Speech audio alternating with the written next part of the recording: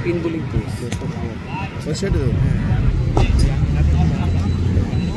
Spinner হিসাবে বেশ লম্বা রানা পেয়ে বল করলেন নাজমুল শান্ত। পরাস্ত করেছেন ব্যাটার মাহিদুল অঙ্কনকে। তবুও হাসি নেই ক্যাপ্টেনের মুখে, উল্টো হতাশই যে হয়েছেন মুখ ঢেকে রেখে সেটাই স্পষ্ট করলেন, কারণ তার লক্ষ্য তো উইকেট তোলা ছিল। কথায় আছে যে পারে সে সবই পারে। টাইগার টেস্ট ক্যাপ্টেন নাজমুল শান্ত। ব্যাটিংটা তার মূল কাজ, এর বাইরেও দলের প্রয়োজনে কখনো হাতে তুলে নিয়েছেন কিপিং গ্লাভস, কখনো বা বলও করেছেন। পাক্কা অলরাউন্ডার যাকে বলে আর কি। গত রবিবার প্রথম দিনের অনুশীলন করেছে বাংলাদেশ, যেখানে এভাবেই বল হাতে অনুশীলন সেরেছেন শান্ত।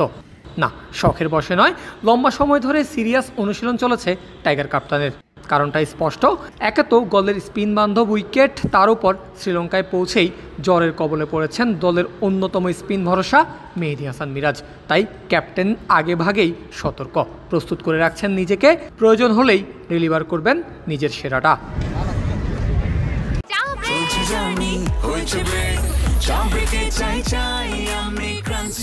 যে কোনো চা ব্রেকে বিস ক্লাব ড্রাই কেক, চায়ের সাথে আয়েশ।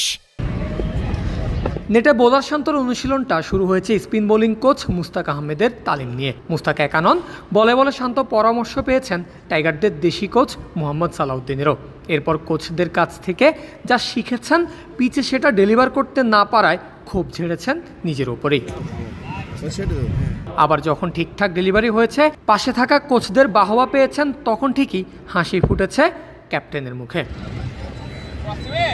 শুধু কোচদের থেকেই নয়, শান্ত তালিম নিয়েছেন সতীর্থ এনামুল বিজয়ের কাছ থেকেও। মোট কথা, দলের জন্য নিজের সেরাটা দিতে এক চুলও ছাড়ছেন না টাইগারদের টেস্ট ক্যাপ্টেন।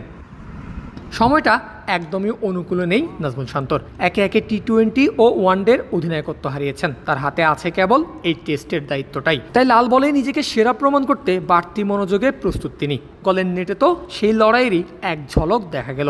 এখন শুধু অপেক্ষা, মাঠে এর কতটা প্রতিফলন ঘটাতে পারেন তিনি।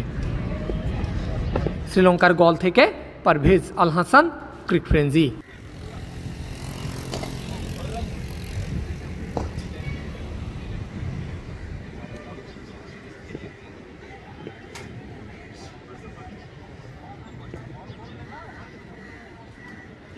Spin bowling